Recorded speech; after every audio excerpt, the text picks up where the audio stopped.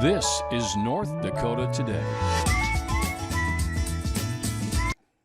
Hello, everyone, and welcome to North Dakota Today. I am Phoenix O'Connor. I'm Marlon Mayhew. And I am Anna Johnson. Welcome. And I've just got to say this. Yesterday to me was so beautiful. I just appreciated being able to see the sun out, and I love it when people are out walking their dogs. And finally, it seems like some of the snow has melted, at least around here in Fargo, and I love that. Even the geese, they haven't quite annoyed me yet with the sounds of the songs of the birds, you know, all that, because, you know, we go to bed here pretty early. Yeah, I definitely appreciated yesterday's sunlight, and it just was giving sunshine and great vibes, and it kind of felt like summer. Yeah. And I'm just so happy that it's getting to the point where spring is blooming.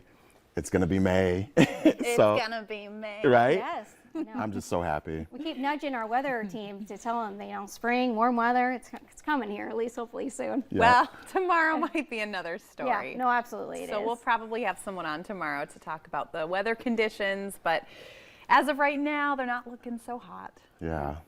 But you know what is? McDreamy and McSteamy. Ooh. Do you guys remember Shonda Rhimes? Yeah. The creator of Grey's Anatomy and Scandal? Oh Yes. my gosh. She's such a big impact on my life. She's so good. I just was like binge watching Grey's Anatomy yesterday. I'm like, man, Shonda Rhimes was just amazingly awesome in writing. You know, she was at the Dartmouth commencement ceremony in 2014, and even then, back then, she had an amazing vocabulary and wise words to give to the students. Absolutely. Yeah, I watched her speech from back then, and for me, especially being a working mom, it is so true that a lot of times if you are at home making a costume for your kid, or you're spending time at a baseball game or maybe at a hockey game, well, there's another part of you that's just not doing something else. So you can be a triple hitter as much as you can, but it goes back to the old saying, you know, you know, you can do all sorts of things, but you got to be a master of none.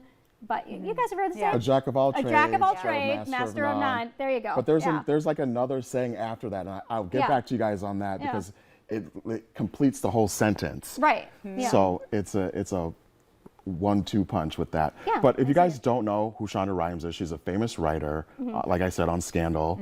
Bridgerton as well. So she's big. Yeah. And I just love her shows. Her shows are impactful, and they show a different side of reality and, you know, fiction on TV. So I would say she is, for those who really dig in, if you know who she is, she's very much right now like at the pinnacle of her career. I mean, she's involved in a ton of different projects. She started her own company. She's got a lot going on. She's got a lot of kids. And the point of her speech was kind of, she was making, the commencement speech to people that were graduating. And she was like, I'm going to be honest with y'all. Like, people always ask, how do you do it all? And she's like, you don't. When you want to be a successful person, but you also want to be a parent, but you also want to be involved in whatever, your community, whatever it may be, there are trade-offs and there are sacrifices. And like Phoenix said, exactly. You know, when you're at home and you're making costumes for your kids, she used the example of, I'm missing Sandra Oh's last scene ever on Grey's Anatomy, or Grey's Anatomy. Right. Or, you know, if you're writing ferociously a scene for Bridgerton that you're excited about, you're missing bedtime and dinner time. So there's all these trade-offs, and she said, as a parent, especially as a mom, sometimes you just feel like I'm failing, like I'm just failing. And that's such a hard thing. I know I've experienced it. I don't know if you. Well, no, I have. That's like, for me, I think it's great to add that priority list of what it is that you need to accomplish, and obviously see what's more important to you. And sometimes, you know, work has to be put on the wayside, and family does come first. It's just about creating that balance. And I know you don't have children quite yet, Marlon, Not but yet. you got a lot know, going there's on in your life. friendships, there's work life. I mean, it's Yeah. just about kind of creating that balance. I do really appreciate her speech that she made. I unfortunately for me, a lot of things I have to cut is TV. I do catch up on movies like here and there. I've watched like a few episodes of some of the TV shows that she's a part of. Grey's Anatomy, that show ran a couple years ago.